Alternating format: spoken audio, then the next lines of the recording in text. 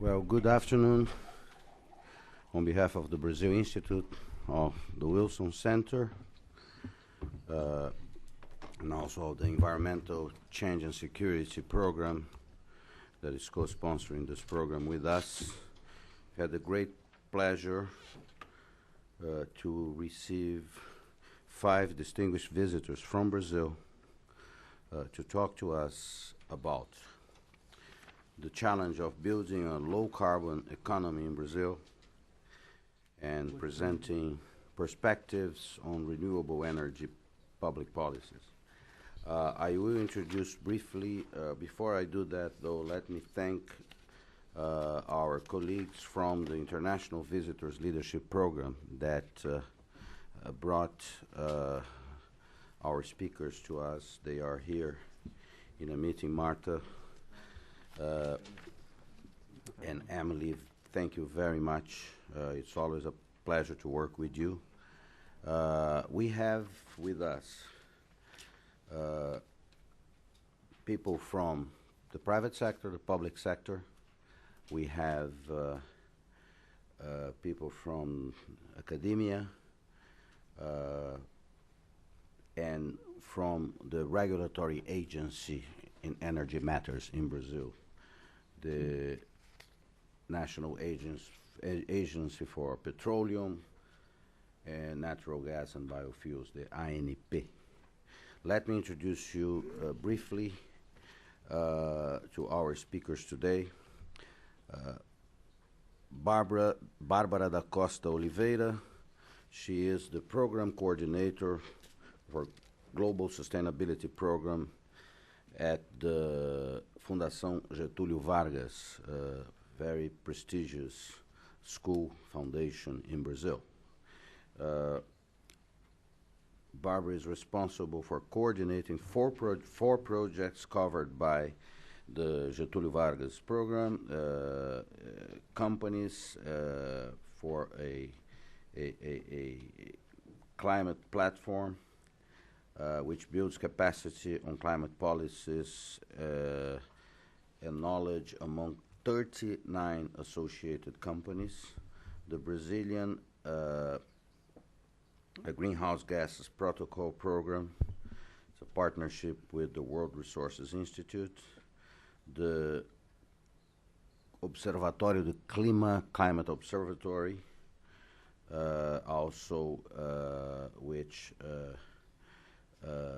supports a network of NGOs that work in consensus building in climate policy. Also, she works for the Policies for Climate that assists state and local authorities with development of climate legislation, analysis of impact of climate policies, and non-climate related policies. We will hear also from Marcelo Cavalcante Guerra. He is the superintendent of the Union for the Sugar and Ethanol Industry in the state of Pernambuco, which is in the northeast of Brazil and very near where everything related to sugarcane in Brazil started about 400 and some years ago. And it's a great pleasure to welcome Marcelo here. The Sindasucar, the association he leads, promotes the development of sugar and ethanol industry and conducts studies, gives legal assistance to its associates and encourages technological improvement, gives logistical support and leads the policy discussions for the sector based in the city of Recife, the capital of the state of Pernambuco. We'll hear also from Rosângela Moreira de Araújo. She is the superintendent for biofuels and product quality at ANP, the national agency that initially was the National Agency for Petroleum, and a couple of years ago was expanded to encompass the whole set of sources of fuels, the fossil-based and also the renewable ones. She is in charge, obviously, of the regulatory framework the specification and quality control of biofuels, fossil fuels, lubricants, and special products. And I think this is a very particular and special challenge in Brazil because we have to marry those two areas. And it's not obvious that they are compatible. And so it must be a great challenge for Rosângela and her colleagues. Professor Luiz Antônio Rossi is a researcher on solar and wind renewable energy at the Interdisciplinary Center of Energy Planning at the State University of Campinas, Unicamp, that is one of the greatest public universities in Brazil. And he obviously leads research at Unicamp in the area of climate change and renewable energy.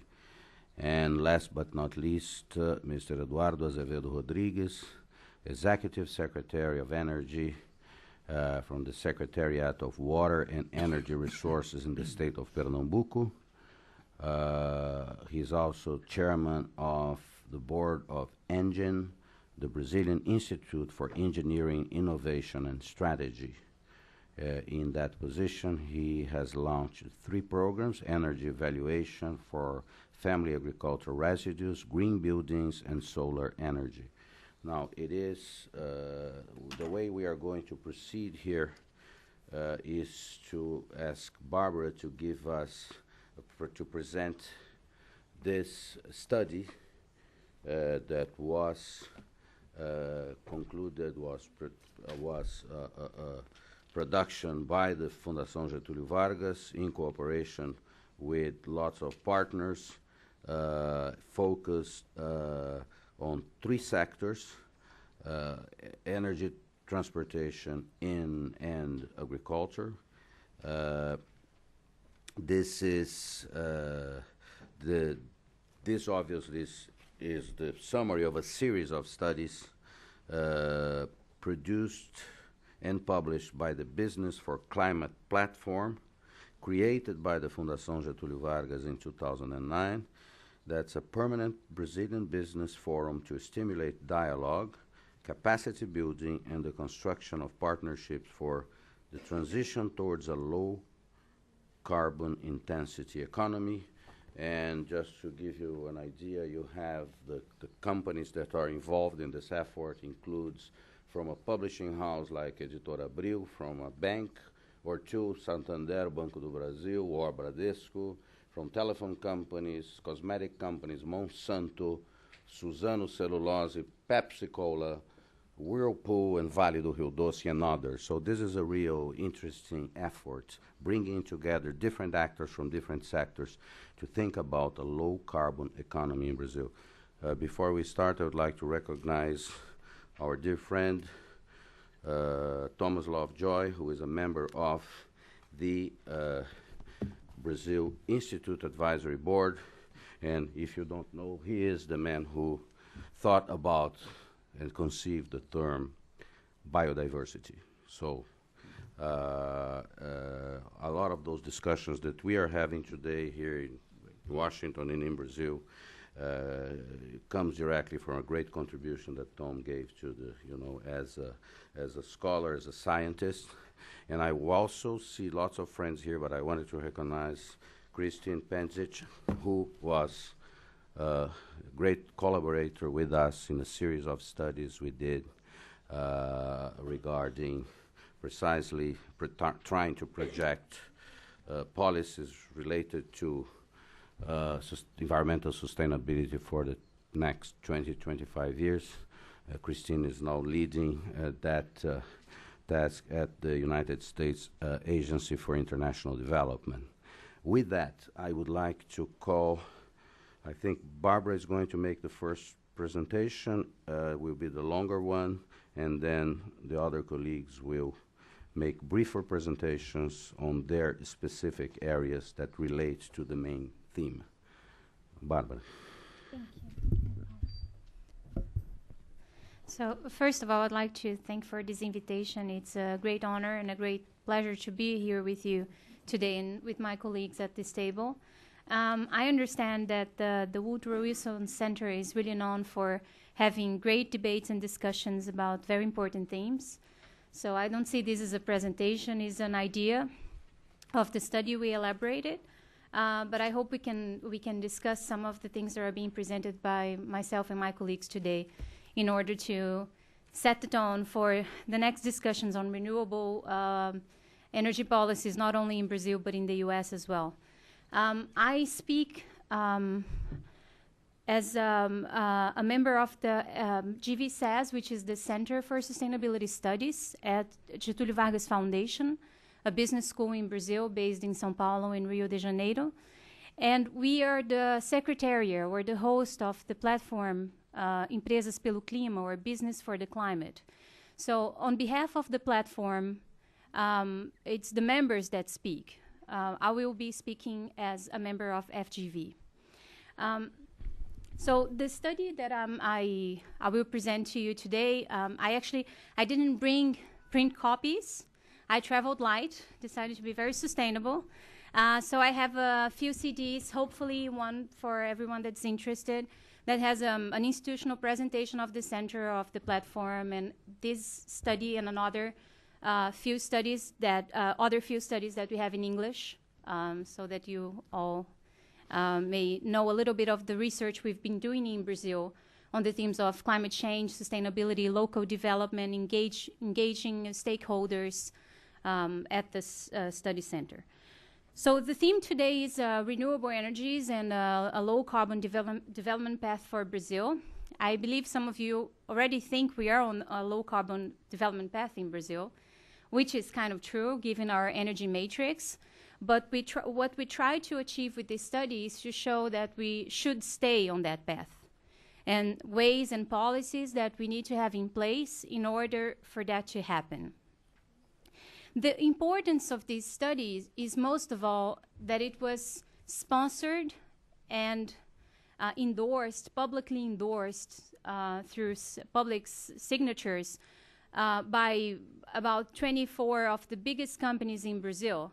So for us, it's a major effort of these companies going forward to the government and saying, in order for this country to move towards a low-carbon development path, that's what we need from you, the government, and that's what we're here for. We are going to cooperate in this effort. So with that, I'll start, and I suppose I just move left and right? You try everything. Okay. I never know how. I'm glad.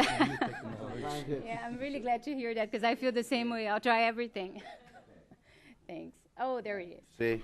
Yeah. Do you know which one you press? Yeah, so the keep right your one. Thank you, Paul. So in like 2 words, the Center for Sustainability Studies has been there since 2003. We work in various themes regarding sustainability, mostly with the business sector, but we also engage with local governments, federal governments, the civil society. We host an NGO network that's called the Climate Observatory that has done wonderful work, especially in transparency, fostering dialogue on climate change, and presenting policy papers.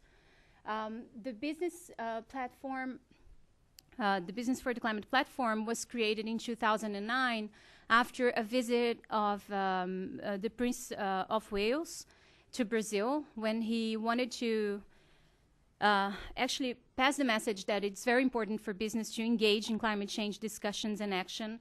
And he started sponsoring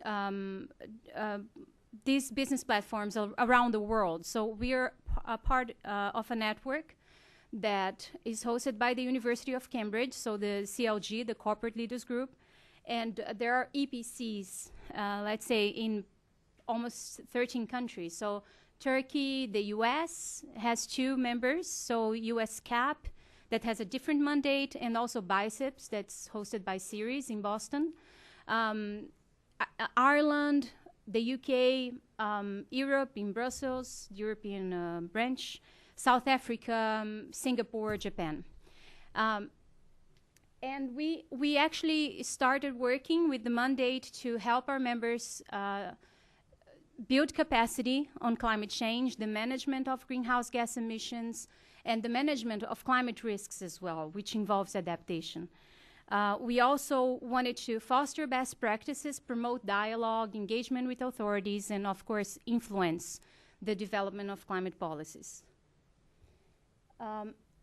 So today, EBC has 39 member companies. This year, another 12 companies joined this group, so we felt like we were doing something right because these companies felt there were value there in being members of the initiative. So as Paulo has already said, they come from different sectors. So we have banks, we have construction companies, pulp and paper, food industry, telecommunications, oil and gas, so Shell, Petrobras, aluminium, mining. Really, it's cross-sectoral that was there from the beginning, and we hope it remains this way. They have lots of beer. Yeah, Ambev is there. Yeah, and PepsiCo with soft drinks, so we can help everybody. So the policy studies, they were a very interesting exercise because what we as a business school, we provided the technical information on a review of data. We don't produce hard science. We are not a technical institute. Although on the economic side, FGV is known for producing some of the best studies for different governments, including US partners. And by reviewing the existing data and figures and techniques and barriers on the development of various things I'm going to talk about, we did a state-of-the-art analysis in a way on the themes of agriculture, transportation, and energy, which includes renewable energy and energy efficiency. And from those studies, we drafted this document. So this document is a short version of those studies because they're much more focused on the proposals and less on what these proposals are founded on. And this work was developed throughout 2010, and it really was a very participatory, open exercise because we held several meetings with specialists or other universities, consultants, the member companies, authorities, on these three themes in order to see whether we're heading towards the right direction. And then we validated the results of the studies and these proposals with the member companies through a forum, and this generated a letter, which is the executive summary of this study, that the CEO signed to, and that we presented to the Brazilian government with the transition to the new government in 2011. So it is in a way a policy paper, a technical study, but also a set of, it's almost a letter as well that was presented. And so the objectives of the proposals were, and I hope I keep on time, I'm really going to talk for other 5 minutes, and then let's pass to my colleagues that will present a lot about the Brazilian reality on the regulatory side, the technical development, and everything else. So we wanted to strengthen the competitiveness of the Brazilian economy. So competitiveness and climate change, in our view, goes together, because this is, in a way, it's a business approach to the challenge. It doesn't make, we see climate change as the worst externality. So it's a matter of efficiency, it's a matter of working with a resource that's very scarce and very valuable and that should be valued, and also a way to improve engagement and relationship with stakeholders, improving transparency, and finding new ways to invest and diversify portfolio. So the discussion on climate change is a strategic discussion as well. And we would like to guarantee access to increasingly conscious international markets. So there is, of course, the issue of trade barriers that are or could be around the corner. And of course, allowing for the creation of a domestic market that would be open to these themes and value these new assets we are trying to create. And energy security is, of course, one of the issues that it's on the scene when we are discussing clean energy and energy efficiency. So as I said, the proposals were endorsed by CEOs and presented to the Brazilian government. So I'm sure you're all familiar with the Brazilian reality on renewable energy, or at least some of it, but just a few numbers where we can, where our analysis were in a way founded on. The fact that, so nowadays, or in 2005, but still nowadays, almost half of the energy offered, generated in Brazil was from renewable energy sources, and electricity was even more. It was 90%. And what we see there, from 2005 to 2030, it's still going to be a significant amount of hydro electricity generated in Brazil, but we're going to increase the amount of use of natural gas. We are going to use coal plants in thermal plants.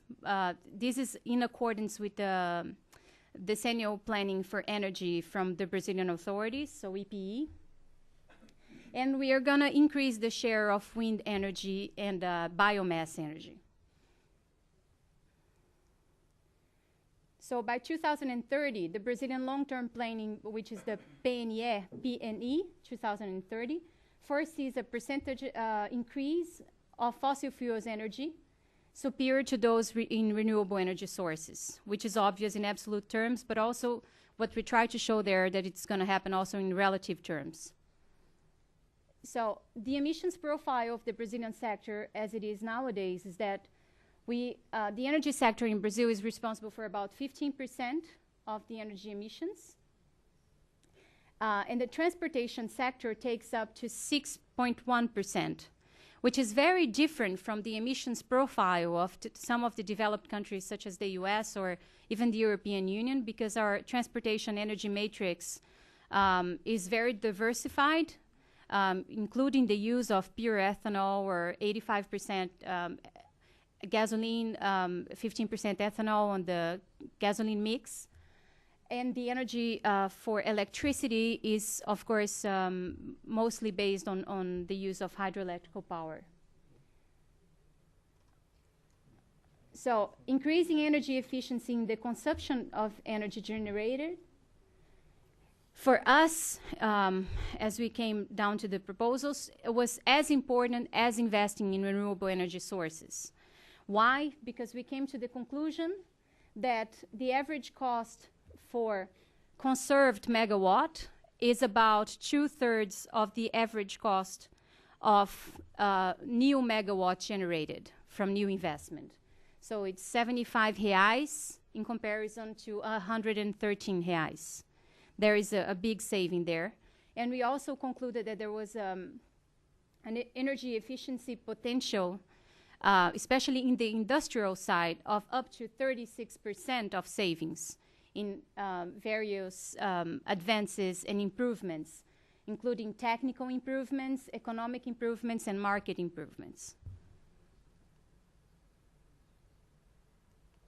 So the proposals the members of the Empresas pelo Clima platform came up with, they are covered under 2 different scopes. So the increase in the generation and in the use of renewable energy sources, and the conservation and more efficient use of energy. All sorts of energy, renewable or fossil, whatever.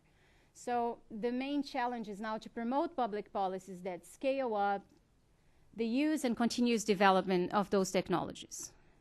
So in brief, very short, and you can read the study if you're interested and send us questions and comments, is that for the production and use of renewable sources of energy, feed-in tariffs, and other mechanisms to foster the development, such as the PROINFA that's already in place and whose first phase was concluded at the end of the year for new projects, is a valid mechanism. So feed-in tariffs and other sorts of temporary economic instruments for fostering investment are valid. Auctions for the generation of renewable energy are a valid mechanism because they assure a minimum price. Lines of credit. So in Brazil, we currently have quite a significant amount of public financial resources dedicated to renewable energy and energy efficiency. And we analyzed in another study which are the challenges to access these sources. So if we have a considerable amount of money available, which is about 5 billion reais, including all sorts, not only renewable energy and energy efficiency, but some sort of line or investment fund that relates to sustainability and greening the economy. And this money is not being used or is being used partially. What is going on? And we analyze that. So these lines of credit must remain there. It's very important that they are available, especially to industries that are willing to upgrade their plants and facilities. And of course, to encourage and foster the development of a venture capital culture in Brazil, which is it's not very strong yet. It's getting there, but could still be improved. We also presented the importance of incentives for the investments to happen in the market, so for the market to function well, so that the investors and the investment agents are motivated to invest in those fields. And of course, working directly with the consumers, be them industrial or residential, through the upgrading of appliances, of machines, having programs on that. And of course, improving the calculation of the cost-benefit index so as to internalize social environmental costs. So then we would have the real cost of the energy that's being produced. On the conservation and more efficient use of all forms of energy, we also advocated for the same sort of support, so that the credit lines are there, the ways that the market could function properly would be available, and economic agents would have the means necessary to foster the development of the energy efficiency market. And most of all, the development of ESCOs in Brazil, which is it's still there. It's already there, but it could be improved. Throughout this week, we heard many stories about how ESCOs have been working in Brazil and how there isn't yet the culture to actually trust on them or to count with their services, which would be very helpful for improving the market as a whole, especially on the side of users. Also, there is the need to improve efficiency on the transmission and distribution and generation of energy itself, not only on the consumption side, so on the provision side. And finally, creating minimum efficiency standards for electric appliances, not only having labeling schemes as we have, and carrying out auctions for energy efficiency projects, which could generate credits and create a market for that service. Besides, of course, the creation of new lines of credit for energy efficiency. So these are my contact details. So in short, these were the proposals we presented to the government on behalf of these 39 companies. And I thank you very much for your attention and your patience. Thank you very much, Laura. Actually, if you allow us, when we publish the summary of this event, we always here the Wilson Center publish, a report on each event that we host.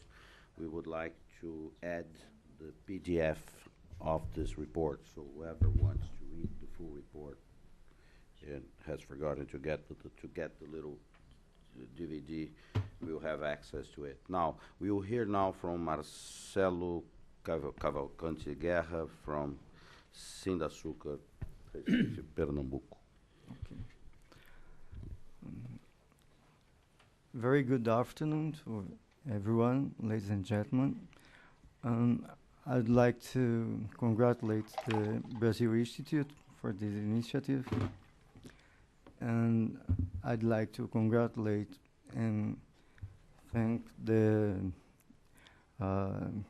Mater Etienne on behalf of the Department of State, and as well as Emily Volpe, the IIE, and her colleague Laura. And it has been a great experience for us. We are very pleased to be here today with you. And on these days, we have exchanged a lot of good information. And we hope that we can keep in touch later on. I'm Marcelo Guerra from Sindaçucar, and that's the union of the ethanol and sugar producers in Pernambuco. Pernambuco is a state in the northeast of Brazil. And in Brazil, we have a complementary agriculture calendar, so we can produce sugarcane all of the year because we have two different regions, the northeast and the center south, and in different periods of production, different crop production periods. And in Pernambuco and the region of the northeast, we are trying to increase our production by technology and genetic development of sugarcane varieties with several partnerships with universities and other institutes, as well as some institutes from the government there, like Sateni, and other frontiers, because we have another region in Pernambuco that we can take some water from a big river that we have there. So we can have another frontier, as well as some states very close to Pernambuco, like Piauí and Maranhão, has potential. So we are trying to do that. I'd like to give you some numbers and statistics of our sector. In Brazil, we produce, based on the crop 2009 to 2010, and 602,000 million tons of cane. It used to be 386,000 million tons 5 years earlier. So in 5 years, we could increase 56% in cane, and then in sugar, we increased 28% in the last 5 years. We produce around 33 million tons. And in ethanol, we increased 62% in the last 5 years. So we are producing around 26 million cubic meters. And then we also produce energy from biomass, the bagasse, as well as we have some small hydropower facilities. And then our sector produces 11,600 megawatts. That's the last year number. And we have put in the grid 2,320. So we export energy.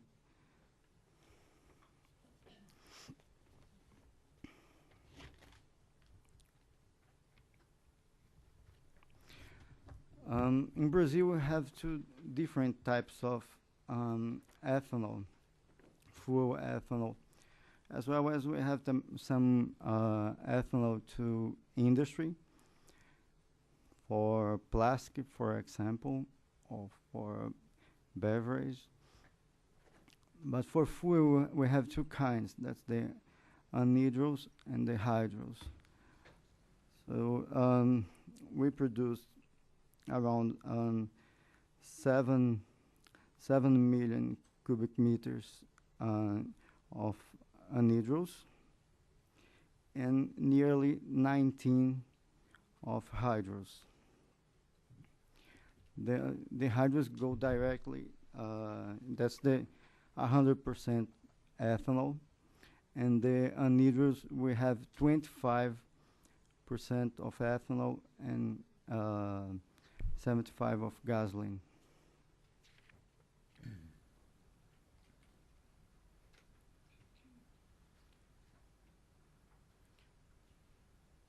We had a climate problem last crop, and we reduced our exportation of ethanol. It used to be around 4.5 million cubic meters, and last crop was around 2.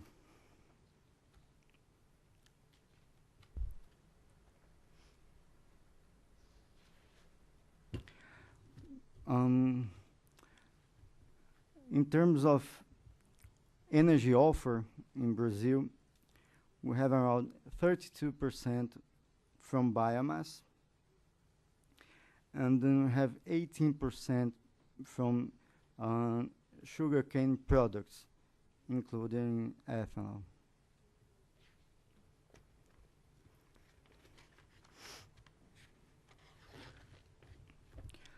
But we have a very good potential to increase that, because we are looking for some second generation production, as well as some energy from straw as well, not only from bagasse but straw. So at the crop 2008, 2009, we had a quotation market to put in the grid of 1,800 megawatts. Last crop it has raised to 3.5, nearly to 3.5. But with the straw, we can go to 14,000 megawatts. So that's more than Itaipu. That's the biggest hydropower facility in the world. So we are working on that. And then I will be very happy to give you some information that I have here. So afterwards, I have some cards here, enough cards that we can also give you written information for you. Thank you very much. Thank you very much. So we'll hear now from Eduardo. Eduardo, I think, has... should I play this? What is right? Paulo, maybe it's a good idea if Rosângela talks. Rosângela first? Yeah. Okay. It's okay. All right. Let me go back to this. Let me go back to... It is somewhere here. Okay. No. No. One last. Okay. So we'll hear from Rosângela Moreira de Araújo from ANP, the regulatory agency. Good afternoon, ladies and gentlemen. I would like firstly, on behalf of Brazilian agents of petroleum, natural gas, and biofuels. Thank for this opportunity. Also, to be here in this presentation with our colleagues in the Woodrow Wilson International Center. So thank you, Paulo Soter, and thank you also the Department of Energy for this Department of State for this opportunity. So I would like here to share with you our attributions and what we are doing concerning biofuels, but also natural gas and petroleum. So I brought you an overview so that we can see the main activities. Yeah, so here we can note a Brazilian scenario, and we can observe all the sedimentary basins. We have 33 and 60 million kilometers. And the main important thing that I would like here to show you that we have the proved reserves in oil 14.2 billion barrels and natural gas 317 billions. And the production last year was 2 million barrels and natural gas 21.1 billion cubic meters. And an important thing is that we have also investments in the environment and in exploration and production. And until 2010, we have here 40.7 billion. I didn't write here, but we have also the investments in research and development that is an action linked to this condition of production petroleum in Brazil. And this research and development can be in many sectors, not only in petroleum, but natural gas and also as well as in biofuels sector. But we will observe some of these during the presentation. So here we can observe the institutional evolution, and we were the ANP was founded in 1997, as well as the CNPE. That's the National Council of Energy Policy that has the attribution to propose the energy policy to the president. And so we have many rounds that you can see here, yearly bids of blocks and for exploration and production of oil and natural gas.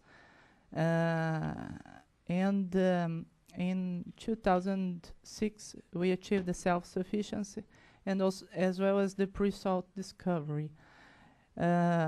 We could last year work on pre-salt new laws, but the most important point here that I would like to show you is that in 2005 we had a law that changed the ANP's name, considering the biofuels. That was the new products that we introduced in our regulation. Yeah, only an overview to show you that the ANP is an integral entity of the indirect federal administration, and is linked to ministry, but it's autonomous. So we have a board composed of 4 directs and one general, all appointed by the president, but submitted to Congress here and approval. We have a headquarters in Brasilia and a main office in Rio, regional offices in São Paulo, Salvador, and Manaus, 1 executive secretariat, and 15 superintendencies, covering all sectors of petroleum, natural gas, and biofuels. And the most important thing here is to show you that the decision-making process has been improved, and we have now public hearing. First step, we submit in the internet the proposal of a new regulation, and we collect all the suggestions so that we have a public hearing to discuss it and to submit it to the board of directors and published in an official gazette. So the main attributions is one that we are in charge of regulating contract, and the contract regulated to establish the rules, not only for the industry but the market, focus on the consumer, protecting and the interest of consumer, guaranteeing the quality and the supply of the market. Also, we carry out the bidding process and sign concession contracts with public or private companies for the EAP activities. We supervise by means of agreements and the activities comprised by petroleum, natural gas, and biofuels. Yes, and we promote the country's developments by attracting investments using this condition of regulation transparent, stimulating exploratory activities, create the small and the medium national producers, motivate the national industry to supply goods and service, motivate technological research and development, and we have a huge volume that is linked to the exploration production sector that is being invested. We promote also the formation of human resource for the industry. And the main point here is to protect the consumers' rights. Okay. Yes, and so we implement these duties, and we have many incomes that you can see after I will leave here the presentation. Yeah, and here it's the main.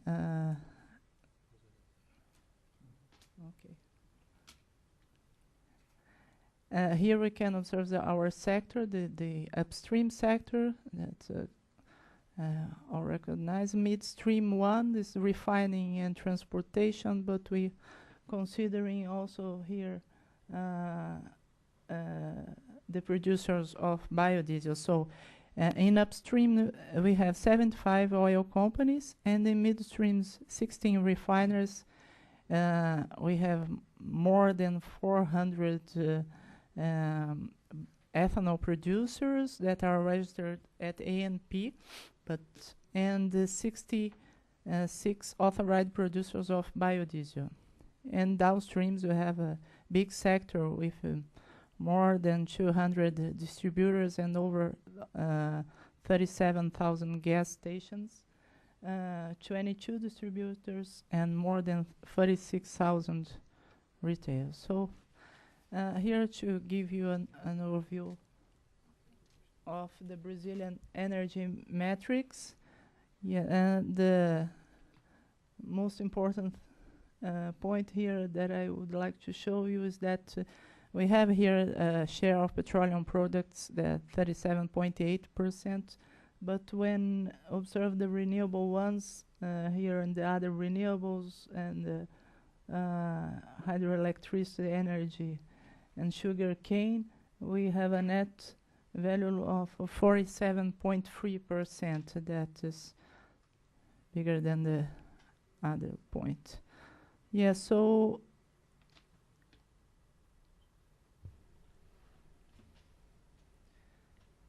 and to have the and statistics, we have here the gasoline production, import, and we can observe that the ethanol has a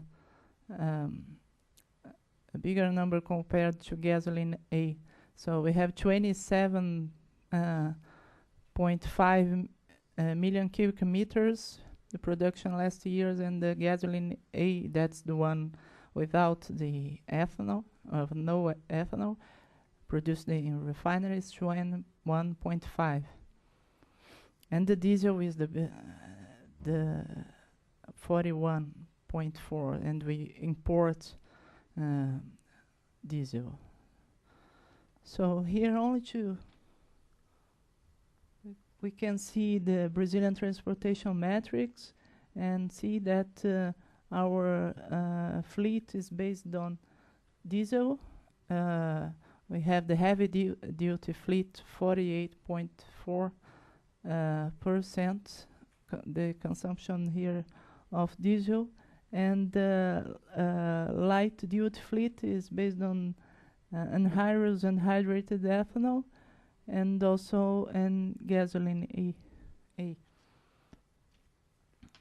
Yes, so the ethanol fuel, my colleague Marcel showed you some numbers, and I would say only that it's the consolidated production and supply. We have more than 30 years of commercial use, and it's used more for light vehicles. And only to show you that we introduced the flex fuel vehicles in 2003, and the fleet is being renewed yearly. And we achieved in 2010 a sale of flex fuels vehicles represented 80% of total car sales in the country. And we have this production in Brazil, more than 100 different models of flex fuel vehicles, and we have also the motorcycles flex. Opa. Oh, it's not showing one. Okay, there is a slide that's not showing. Yeah, that's, I think it's hidden in the presentation there. But only to give you some numbers, please. It's not showing here, but I will tell you the biodiesel production is produced by 66 authorized plants. The nominal capacity that we have in Brazil is 5.8 million cubic meters per year. It's added to diesel fuel in the content of 5%. It's a mandatory, it's national mandatory. So, yeah, okay. And to foster the use of, to incentivize also the use of biofuels, we published some regulatory acts for experimental use with new fuels, and I indicated the 3 here, and the first one is to have some tech to regulate the use of higher biodiesel content tests in Brazil. The second one is a specification that is used to that can be used when the tests are ongoing, from B6 to B20. And the last one is the Act ANP 19 is a regulation for non-specified products that will be on, under test. Okay, and here there is an example of tests, and based on sugarcane diesel. That's one from Emery's. It's a product based on sugarcane fermented renewable fuel. The first step was 3 buses in São Paulo with 10%. Also with the 3 buses with the fossil diesel, to investigate the fuel field performance and compare to the bench test. So in next step, they will expand this experimental use. Another example here is the current test in São Paulo. Okay. Also, 3 buses running on additive ethanol. It's the use of ethanol in the heavy duty fleet, and they are trying to use it in more than 100 buses in São Paulo. Okay. Only one more program that I would like to present to you is the fuel quality monitoring program. That's an important program for us in Brazil. Is one that evaluates systematically the quality of fuels marketed in the country, in the gasoline, ethanol fuel, and the diesel. And we outline problems of non-conformance. It's important to guide the ANP's enforcement actions and to protect the consumers' right. So it's operated by 23 universities and research centers, also by our lab that's in Brasilia, and the superintendents that are in charge of. And here are the 23 universities. And we have here the regional gas station distribution, and we have more than 38,000 inspected service stations and around 245,000 samples per year.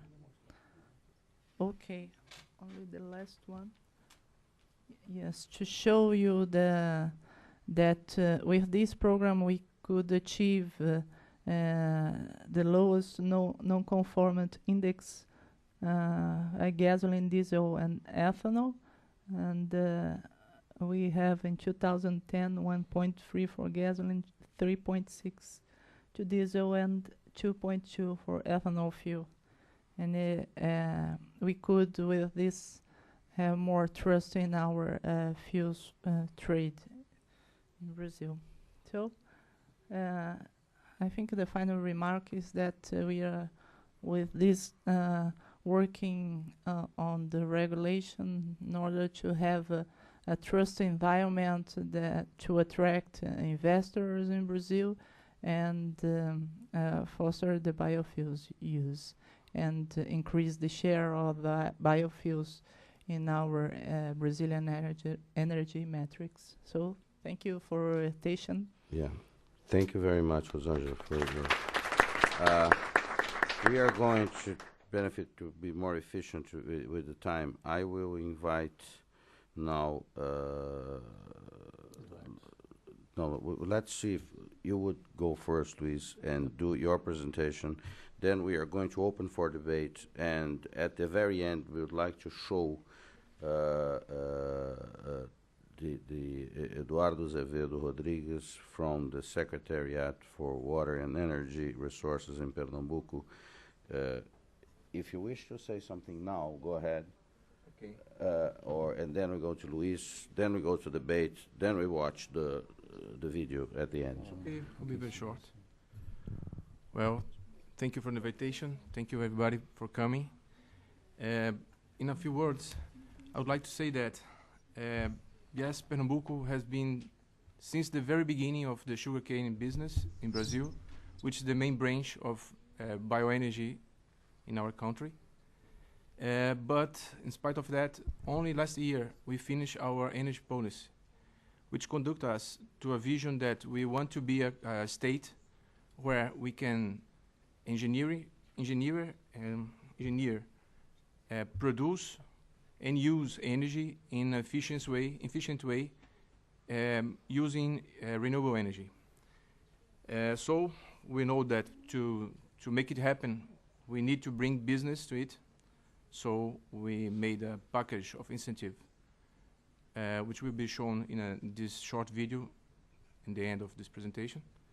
And this video also shows a little bit more than just tourism, because Pernambuco is, most of you, I guess, know Pernambuco because it's a beautiful place to visit. But it's also a good place to make money, to make business, and to use energy in efficient way and produce energy in renewable energy. So that's Well, thank you, and we'll come back to Eduardo at the end. But now we would like to hear from Dr. Rossi. He is going to speak in Portuguese with consecutive translation. He is going to be brief, and if you want to sit here.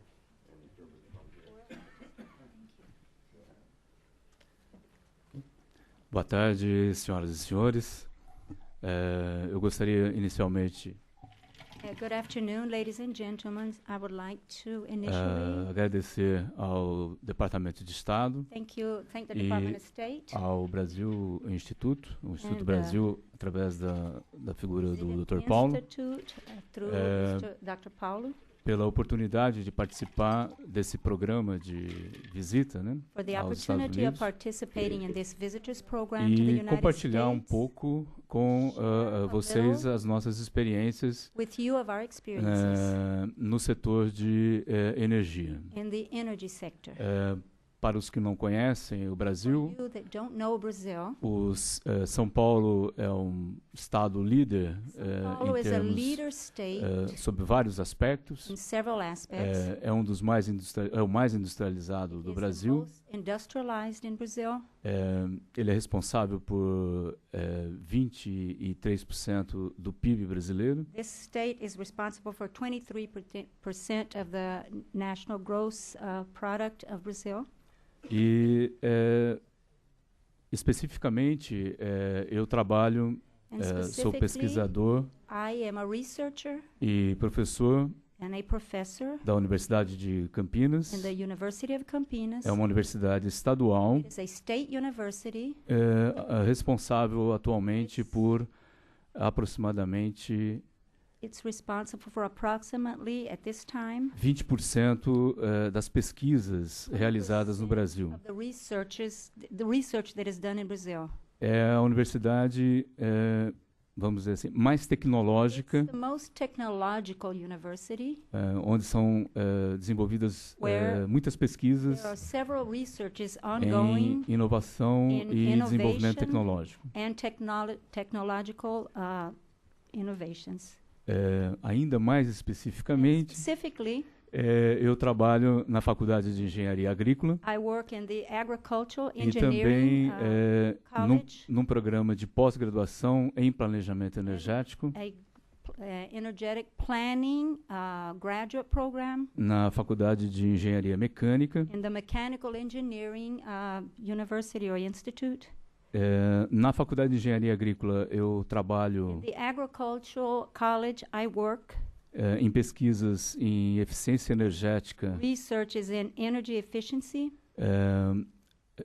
focalizadas em processos agroindustriais, in agro-industrial processes, e na Faculdade de Engenharia Mecânica no in the planejamento mechanical energético engineering, in the energy planning. eu pesquiso em fontes renováveis, solar, fotovoltaica e eólica. I do the research in photovoltaic, wind power, Com and ênfase solar, em pequenos sistemas and emphasis on small systems para atender principalmente as propriedades rurais. to cater mostly to small rural properties.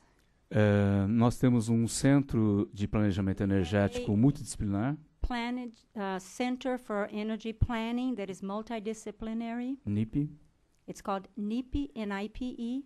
Eu deixei um pequeno folder com o Folder Paulo. that I left with Paulo here. Nós temos um site We também, have a website as well. com muitas informações mais atualizadas até do que está aqui. Information that's more Aqueles current than the que one that is in this tiverem booklet. interesse. So of those of you who are interested in this, Nós já temos 25 anos de atuação we na have been working Unicamp for 25 years now. e já desenvolvemos mais de have 150 developed projetos de pesquisa More than 150 research projects em basicamente planejamento in energético, basically energy planning, em tanto em energias renováveis como não renováveis, not only in renewable but also Prop- non-renewable no setor de sources, energia, no setor in de transporte, energy and transportation, agricultura agriculture, e muitos outros, né? and Vocês podem many ter mais others. detalhes And you no can nosso see the site. details on our website. E gostaria somente de enfatizar que na I would Unicamp like to emphasize that at Unicamp, e nas outras duas universidades And de São Paulo, both of our other universities in the state of São Paulo, USP e Unesp, USP or USP and Unesp, nós temos vários grupos também de pesquisas we have several que, research groups abrangem praticamente todas as fontes de energia that e as suas várias study on aplicações. every energy sources and their applications. Bom, isso é o suficiente, acho que That's o enough. português atrapalha For um my pouco. Portuguese, I think it is Muito a little obrigado bit pela difficult, but oportunidade thank e you também very pelo much tempo de vocês and aqui for para your nos time escutar. here. Thank you.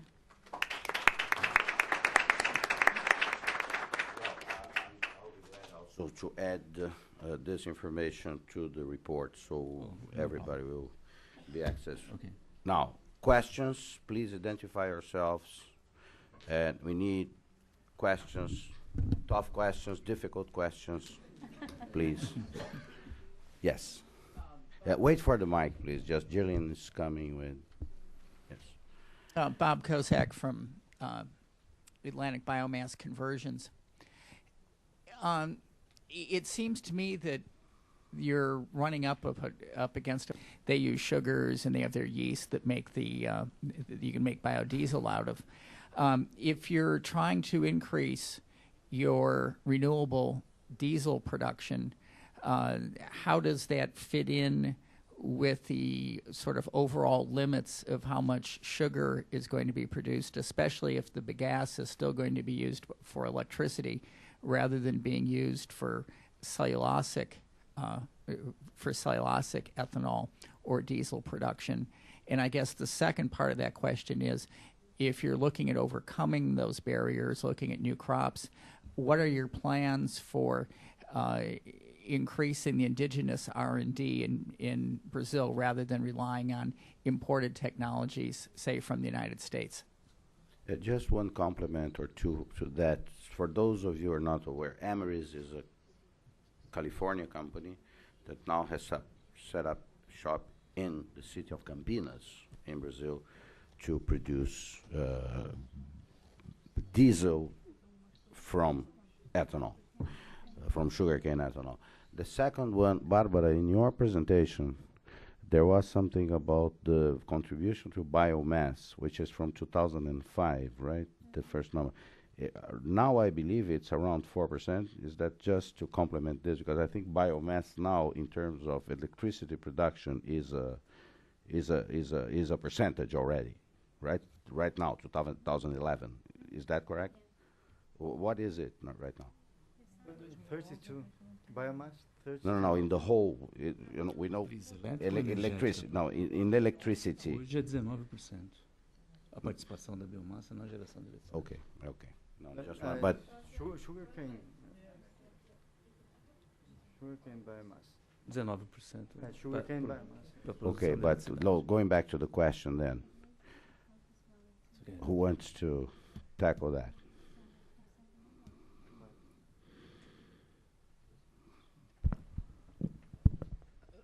Okay, Mr. Bob, it was an important question. And I would like to say that we do not have a policy that define what will be the content of each fuel only for biodiesel nowadays. We have an ethanol fuel. So we think that in the future there will be complementary fuels, but it's not defined until this time, and we are working on that because it's important to have a policy that is in charge of the government, and we are discussing about it not only for diesel fuels and because but also for biojet fuels.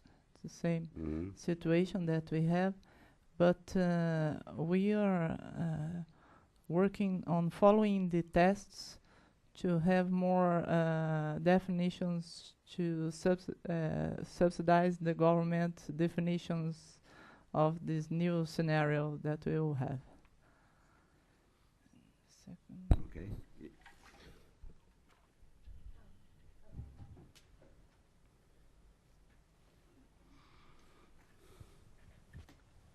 Hi, thank you so much for coming and for your fascinating presentations. I have two questions, and so you can answer whichever of them that you want.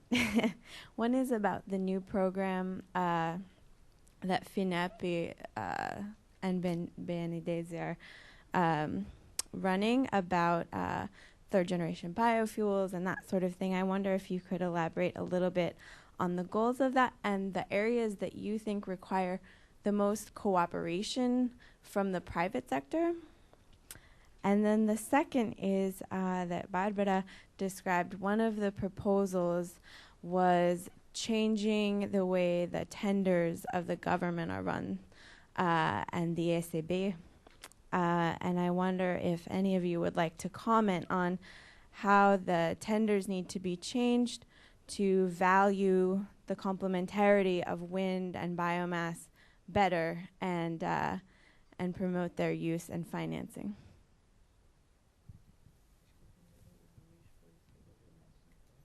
Eu não tenho opinião porque não é especificamente minha área. Né? Acho que Beg your pardon, the first project that you indicated by FINEP is the generation of biofuels. Is that? Third generation. FINEP tem projeto de 2 bilhões de reais. FINEP has a project for 2 billion reais, which means something like 1.40 billion to develop second and third generation biofuels. So they focus on two subjects, gasification and cellulosic second generation biofuels. So not only biodiesel, but also bioethanol. Well, I believe the three branches are very important. We have to collaborate with the companies that have technology, that have research, so we can do it together. In the state of Pernambuco, we will need. In the state of Pernambuco, together with Sindasuca, we are preparing a group to structure and to develop these programs. So, if you want, it will be very great, very good for us. Yeah.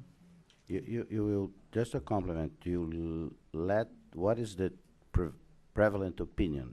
You will let the market decide. You have a stick of sugar cane. You can produce sugar, you can produce ethanol, you can produce electricity. Is there any guidance at this point on how we are going to use that? Do you think that your advice to ANP, to the government, is to let the market determine what is the best use? Because at some point, we may run into a problem in terms of should we use sugar cane. I've heard studies suggesting that the best use for sugar cane may be actually to produce electricity, to burn the bagasse. And so where is the policy going regarding that? I think actually we have space for all of them. The industry has not a lot of flexibility to change.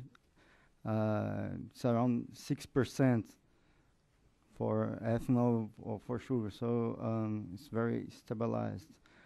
But I think our sector will increase production, and we are working very hard to use straw as well. So we'll have much more energy from bagasse. Okay. Thank you. Posso fazer só um Yes, complemento? por favor.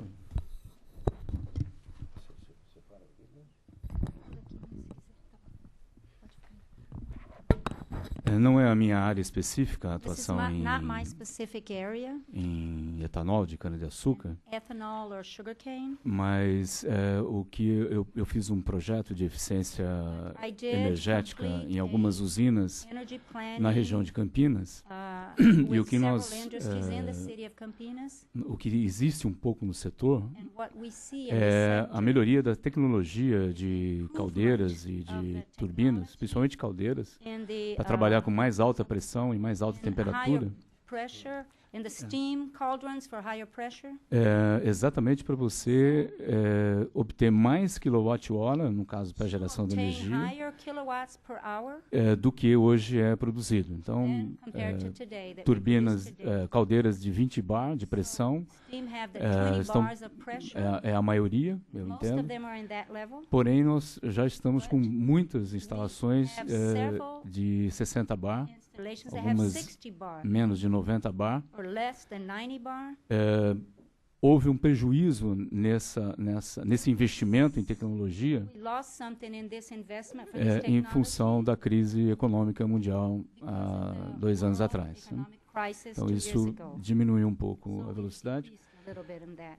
Além disso, eu esqueci de mencionar, Aside from that, I'm sorry I forgot hoje to mention, está funcionando desde o ano passado, today we are operating since last próximo year, da Unicamp, close to em Unicamp, Campinas, in the city of Campinas, o Centro Brasileiro de Tecnologia do Etanol, Ethanol Center, Brazilian Technology and Ethanol, onde são desenvolvidas where we are pesquisas developing research em toda a cadeia, in the entire chain, na parte de genética, na parte genetic de part, agricultura, na parte de agriculture, plantas industriais industrial e plants, no uso, a qualidade e uso quality dos combustíveis que podem ser derivados do etanol. fuels that can come from ethanol. E o governo de São Paulo, The government of São Paulo, através da FAPESP, through FAPESP, similar FINEP agents, kind of similar to FINEP, está implantando nas they 3 are universidades implementing estaduais the 3 state universities centros de pesquisa em biocombustíveis, geral, não só biofuels em in etanol. general, not only in ethanol. Então, se vocês So precisarem if you need entrar em contato com esses contact centros, these eu posso ser a centers, pessoa I could be the a person levar that as suas could demandas take para your eles. request to these people. Ok? Obrigado. Thank you. Wait, let me see. Christine. Thank you, Paulo. I would just like to ask the 800-pound question in the room, I guess, not just for Brazil, maybe more for other countries, including the U.S. As we know, it's very difficult for renewable energy forms to compete with sometimes subsidized fossil fuel forms. It's just hard to compete against an essentially zero-price fuel form. So I'm wondering if you could say a little bit about any subsidies that the fossil fuel, natural gas, and as I understand now, coal industry receives in Brazil, especially at the upstream stages of exploration and development. I don't know if that's the case in Brazil, but if they are getting any forms of subsidies, then of course it's hard for other forms to compete. But it may not be the case as in with Pemex in Mexico.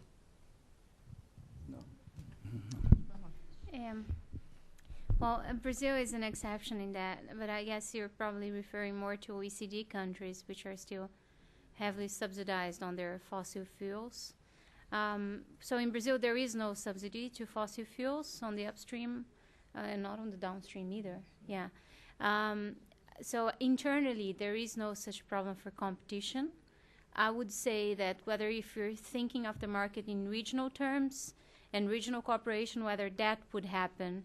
I'm not an expert in other policies in Latin America, so I can't really say whether other countries have fossil fuels subsidized. But from an internal market point of view, there wouldn't be a problem in Brazil. Nós não temos nem para o álcool, se você quiser complementar. Hugh Schwartz. Barbara da Costa de Oliveira, in her presentation, made reference to the fact that one of the the first objective was to make Brazilian industry and activity more competitive. In the last 3 years, the Brazilian currency has become so much more so much more highly valued in relation to other currencies in the world, that as many Brazilian domestic producers and potential exporters are complaining, this dramatically threatens what they can do. How, if at all, would you be adjusting your objectives or combating this tendency, which is likely to remain for quite a few years? That's the first question. The second question is, I noticed in the measures which were listed to assist energy and development and non-conventional energy development in particular, no mention was made of carbon taxes, either cap and trade or other carbon tax forms. Is this what is required in order to get the continuing number of industrial corporations which are seen as members? Is there some effort to have some kind of carbon taxation? Thank you for your question. I think on the first point, if we're thinking of currency, then we're talking macro, and I think the developments or the improvements in terms of sustainability in the production are done at the micro level. So if you consider all the improvements that you can make to a product or a production process to incorporate externalities, in a way you're trying to value something that's still not valued yet. So to give that value to the residues management or to the price of water, and believing that a market that will be there in place will actually give value to those products regarding their carbon content or the way they were produced, whether that's reflected on the price or not. So for those who tend to work in this field, they would believe that there should be a premium on products that are produced more sustainably. And ideally, the market would be able to pay for that premium. So on the other question, we've been studying all the possible ways to regulate, to put a price on carbon in the Brazilian reality. The regulatory reality in Brazil is that there is no carbon tax yet, or there is no cap and trade system, so no targets. There is a national target that's being currently implemented and still being analyzed under the federal level. Some state level laws are also talking about reducing emissions at the state level. But the fact is, because there is no answer there yet, it's still being studied and discussed. These discussions are also taken at the National Federation of Industry level, so with different sectors and also medium and small-sized companies.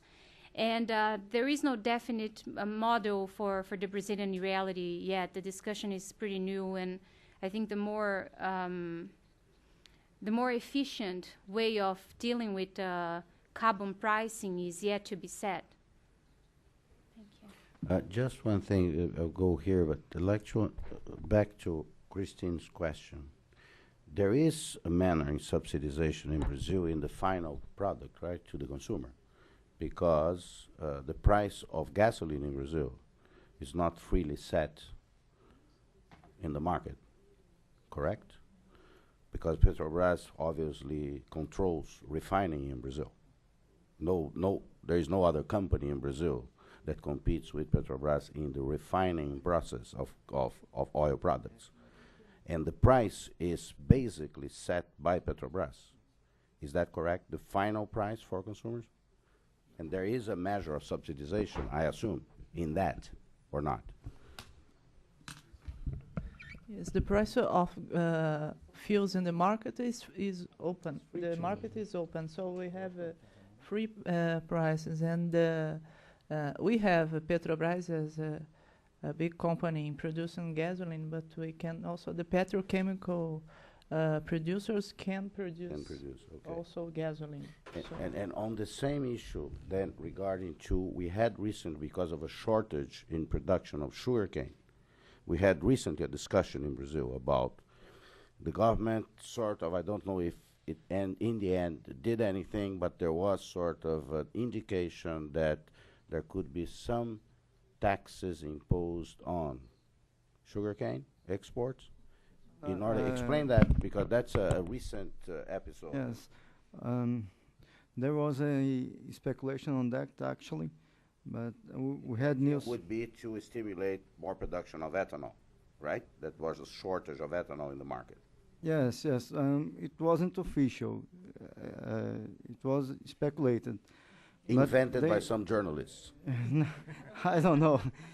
But anyway, but they haven't done that. And we had news this week that they will not do it. It's not necessary because we are beginning the crop in the Center South, and around 200 mills have started. So it's going back to normal. Okay, I'd like to ask Barbara Bramble that has. And we are very penalized on the currency for exportations. Well, Barbara has an important role in. She heads a international roundtable on sustainability of biofuels. So. Thank you very much, Paolo.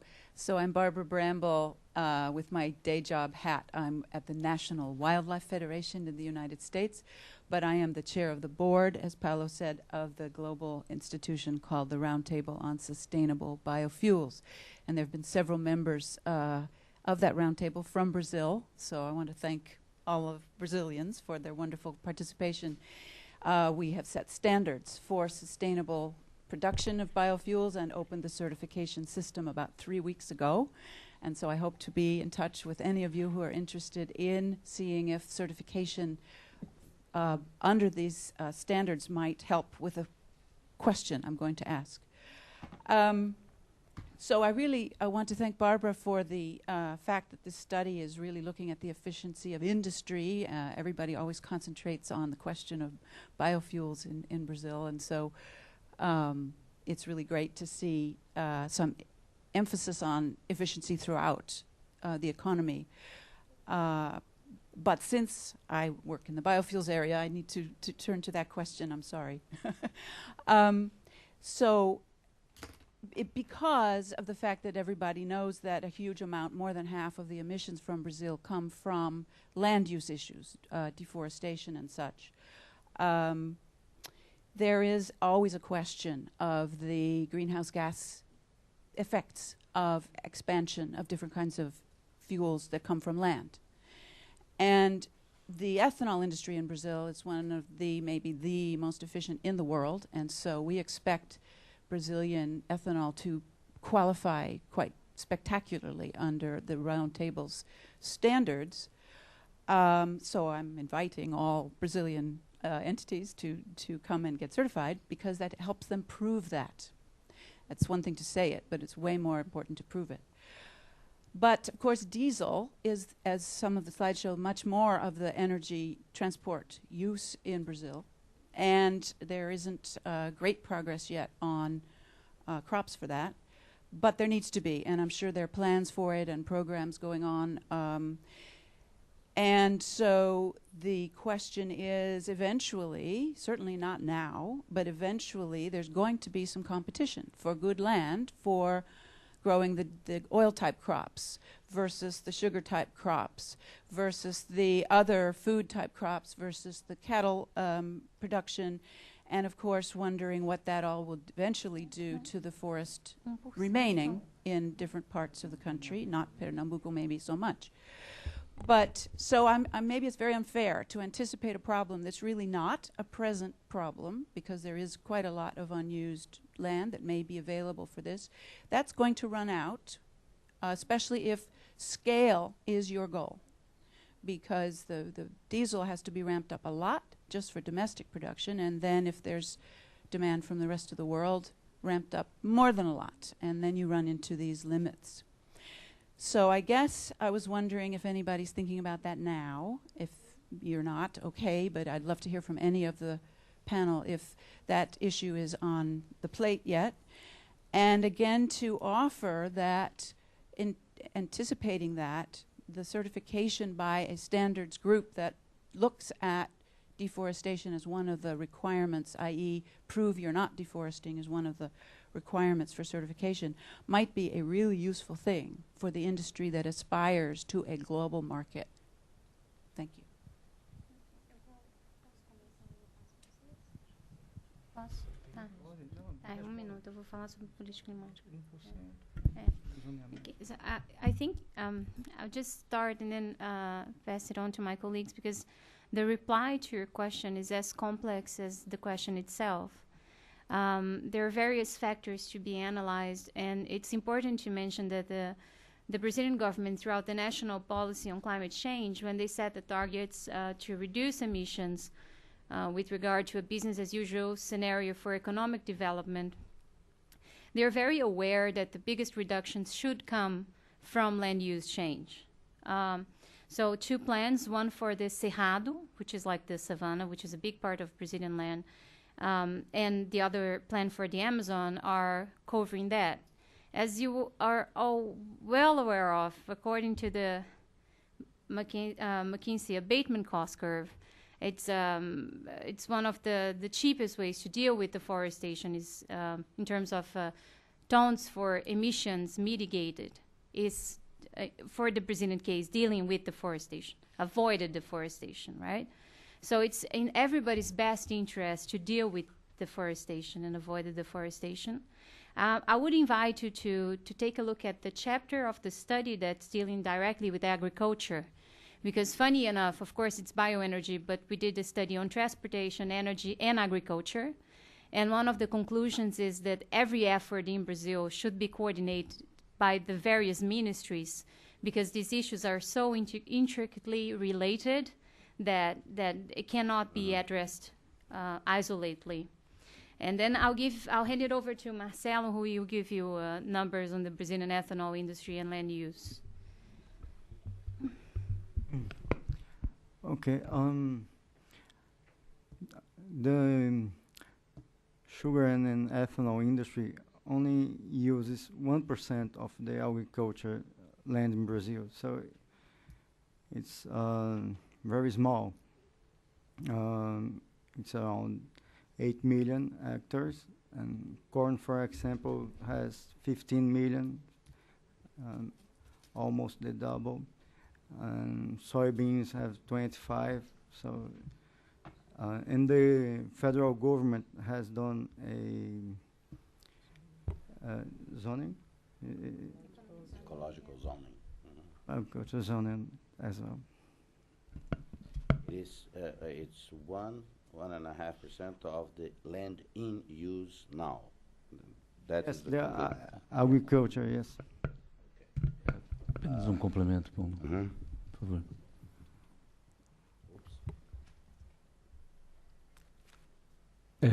Eu creio que para alguns não é novidade. For some of you, this is nothing new.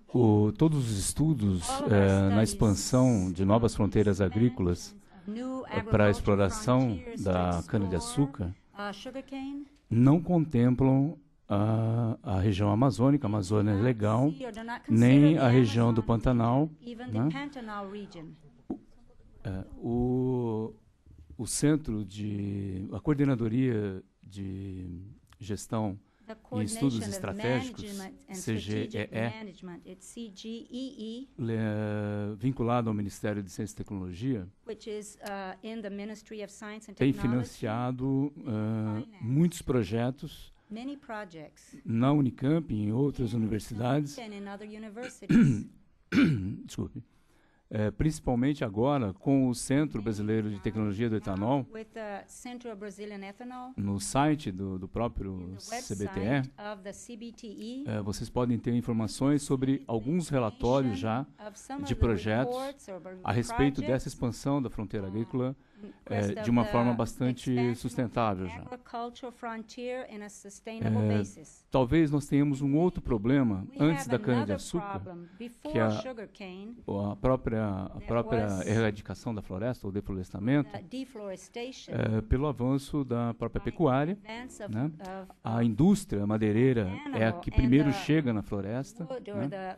Isso realmente é um problema. Em seguida, a pecuária. Em terceiro lugar, a cultura mais da soja, agora em expansão no centro-oeste, que pode avançar um pouco na região amazônica, mais para Tocantins, né? E Pará. E, em quarto lugar, viria a cana-de-açúcar, né? Então, não é assim, aqui está mais impactando o uso da terra no Brasil. No, I know that Barbara knows this, but if the Amazon was good for sugarcane, it would have disappeared 3 centuries ago. Go.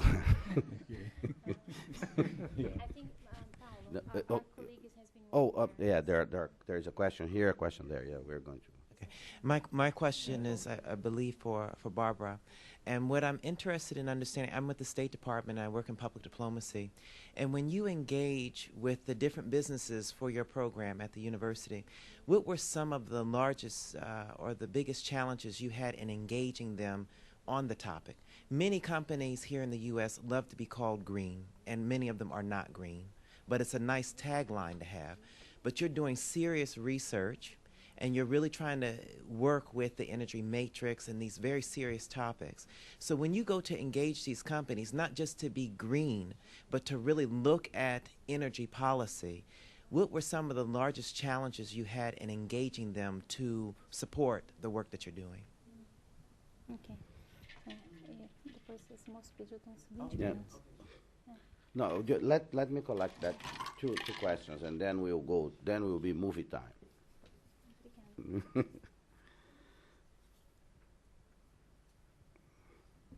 Yeah, Chia Chen, freelance correspondent, Bethesda, Maryland. My question is to the Barbara. It's quite a proposal. My question is this: now you are saying it's waiting for approval. Which agency in the government to approve the proposal? Is AMP or someone else? And then, after proposal, what's the plan for its implementation? Thank you. Thank you. Okay, thank you. Well, these are two excellent questions to address. Thank you very much. I will start here, and then I'll move there, because this is the end, and then I'll go backwards.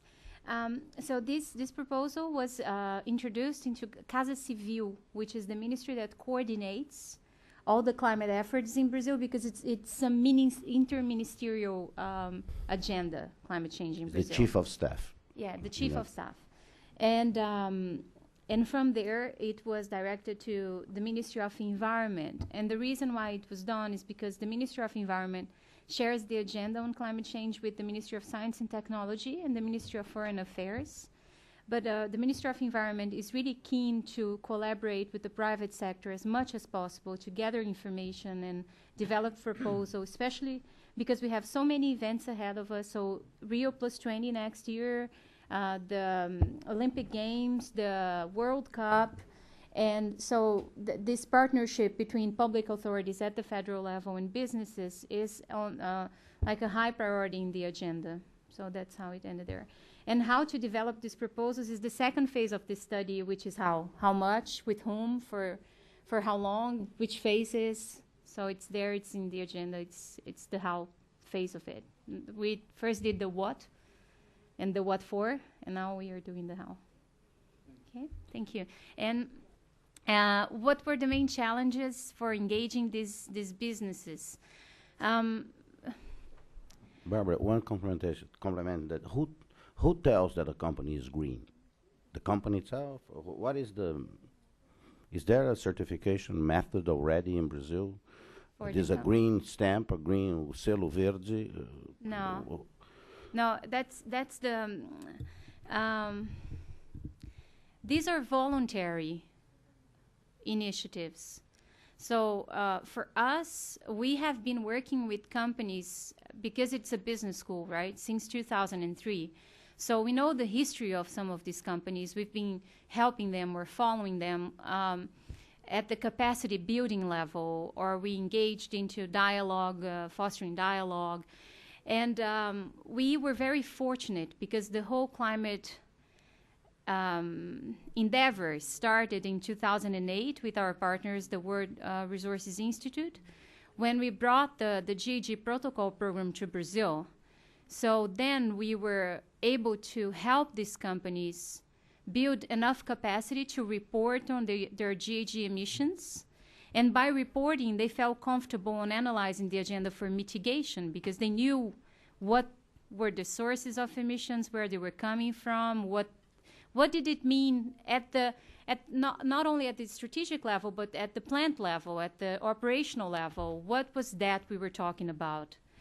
And I think the biggest challenge that still remains is communications, because climate change means different things for different stakeholders. So climate change for a financial officer is one thing, climate change for the engineer at the plant is another, climate change for the human resources person is another, for the investor is another, for the CEO is another.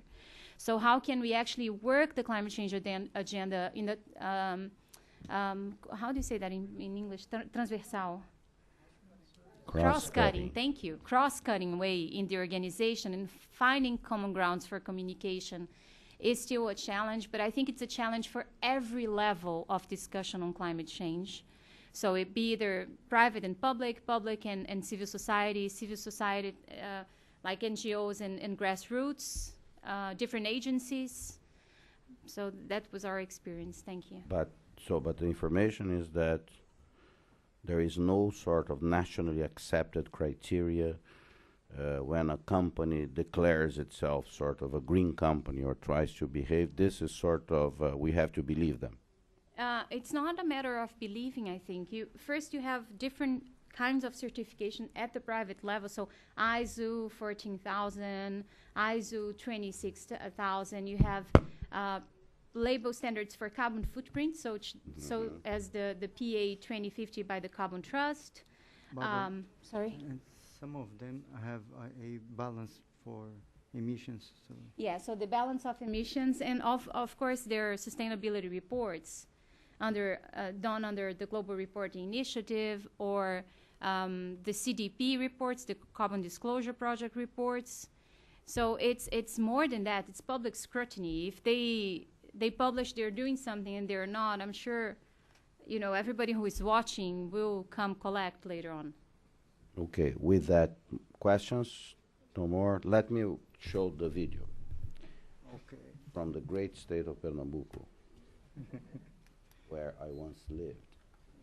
So, let me go here. I think I will need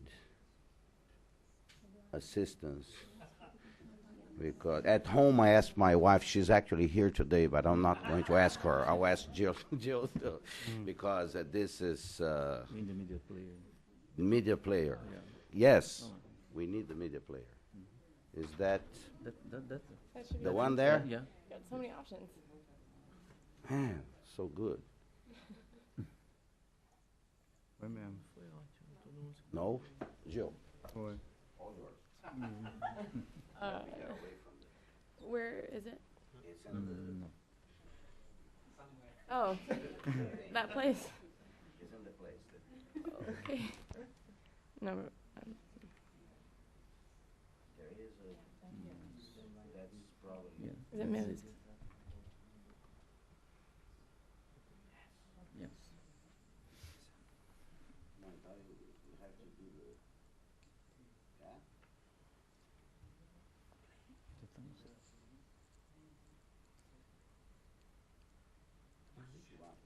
Yeah? English, yeah. Sound.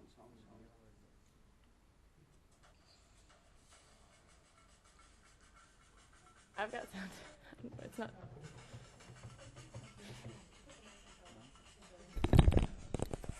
yeah. Yeah. What's happening?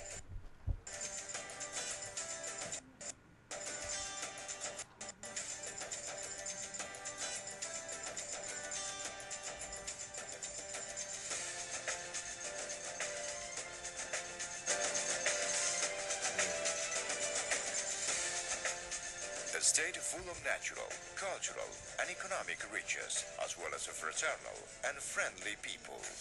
This is Pernambuco. Located in the northeast of Brazil, the state enjoys a privileged geographical position with two international international airports has become the gateway for the flow of tourists and is responsible for the distribution of cargo to countries of all continents. It is no accident that Pernambuco is the fastest growing state in the Northeast. It possesses one of the largest consumer markets of the region and is in first place in regards to revenue. Its littoral zone, with about 200 kilometers of coastline, concentrates an endless variety of natural beauty and wealth and offers many opportunities. And in order to take advantage of this potential, the Swabi Port and Industrial Complex was installed, being the great stimulus behind the Pernambucan economy, with already more than 100 companies in operation and more than 20,000 direct jobs generated. In 2007 and in 2010, Swabi was considered the best public port in Brazil. With deep waters and a strategic location in relation to the principal shipping routes, it is connected to more than 160 ports throughout the world. It has an area of 13,500 hectares with an onshore infrastructure of 40 kilometers of its own roadways and 32 kilometers of railways. In addition, it has a supply of natural gas, electrical energy, and treated and untreated water. But that is not the whole story. Great infrastructure works are being executed to serve the new enterprises that are arriving. 1,400,000,000 reais are being invested in the construction of new piers, railways, roadways, and dredging services, further improving the operational conditions of the complex. The construction of Wharf 5 in 2009 made it possible to implant a distribution center of imported vehicles from General Motors. Through Swabi, the cars are distributed to the northeastern market. All these public investments offer the ideal conditions for the installation of the infrastructure projects that are going to provide growth and generate jobs, and they are going to be many. The Abreu y Lima refinery, with an estimated cost of more than $13 billion, would enter into operation in the first semester of 2013 with a capability of processing 230,000 barrels of oil per day, being the only one in the country designed to process heavy oil. In its operation, 1,500 direct jobs will be generated, in addition to the production of coke, naphtha, LPG, and gasoline. The refinery will satisfy the majority of the demand for diesel oil in the northeast. The Atlântico Sul shipyard, with an investment of $1 billion, generates 5,000 direct jobs and 25,000 indirect ones. It is the biggest and most modern in the southern hemisphere. It is able to produce any type of ship or offshore platform. It has the capacity for processing 160,000 tons of steel per year, equivalent to the construction of 7 Suezmax ships. With investments of $2,300,000,000, the petrochemical center of Swabi is going to generate 1,800 direct jobs. The construction of the PTA, PET, and polyester thread production units will boost the Northeast as a textile center. The inauguration of the biggest PET resin factory in the world, belonging to the Italian company Mossi and Ghisolfi, has provided the creation of the PET plastic preform center. The wheat mill of Ungi Alimentos, launched in September of 2009, has the capacity to process 800,000 tons of wheat per year, providing more than 1,200 new job vacancies. Many other companies are continuously arriving at Swabi. Between 2007 and 2010, the construction of 30 companies was begun, and a further 30 are about to begin their works in the most varied segments. Mechanical metallurgy, foods, grains, logistics, thermoelectricity, eolic energy, and up to more than $3 billion in investments, and generating 30,000 new direct jobs. Besides all these companies, 25 others are in the final phase of negotiation, among them being automobile assemblers, tires, car parts, paints, minerals, and cellulose. Overall, these companies may invest more than $10 billion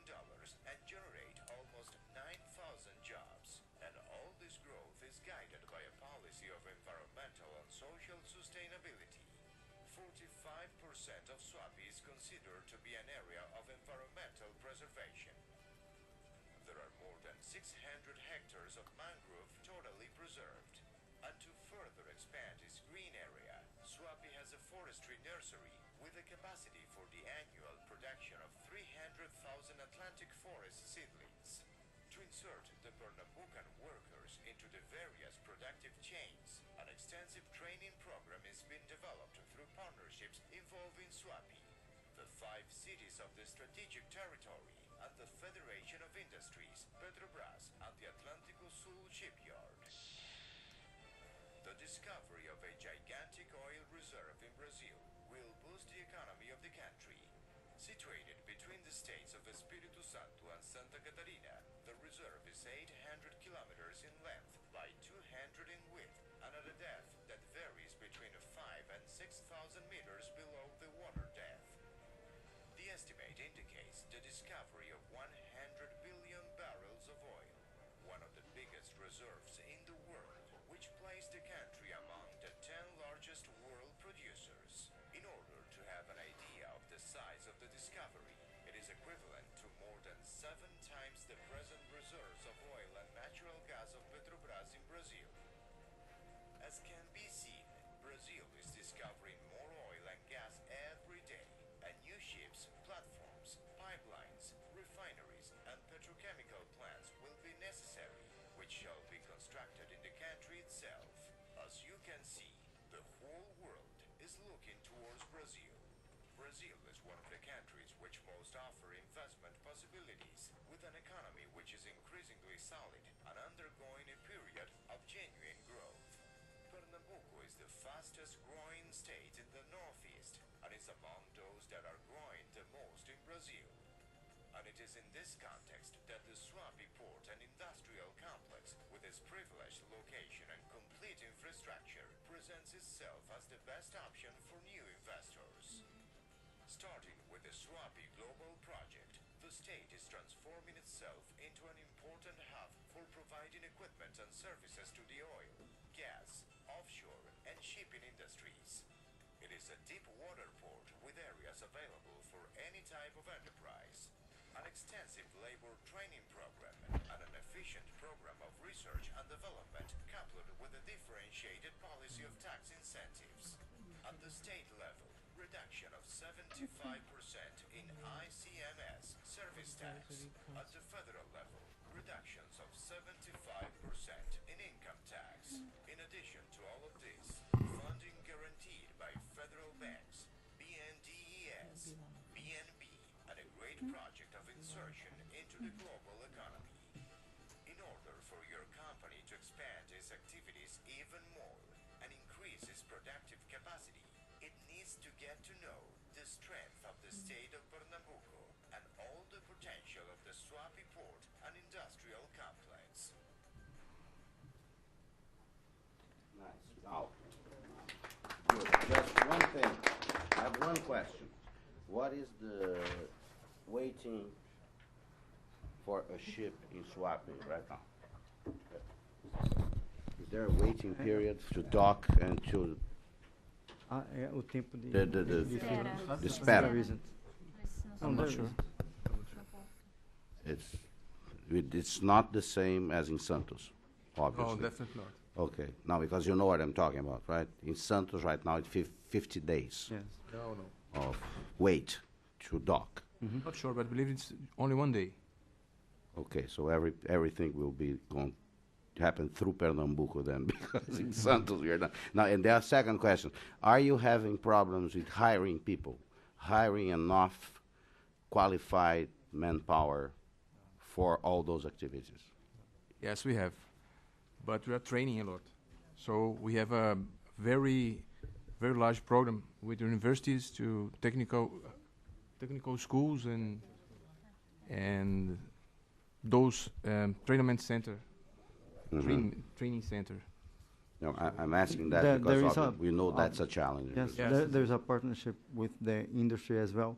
The Senai, there is a service and training and education service of the industry as well. Okay.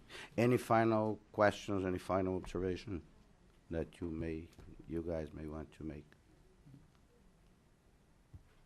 I think we have reached the end of the session. I wanted to thank you all, Bárbara, Marcelo, Rosângela, Eduardo, Luis, for your presence here, for your contribution, for helping us continue what we do here, actually almost now weekly.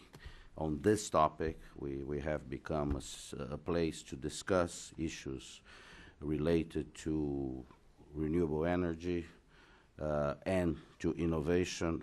I just wanted to report to you that last week we had here a delegation of 18 members of the Brazilian Congress from all political parties that visited. That we had in this room a one-day meeting, was by invitation only, with experts from the field of innovation, talking to members of all Brazilian political parties.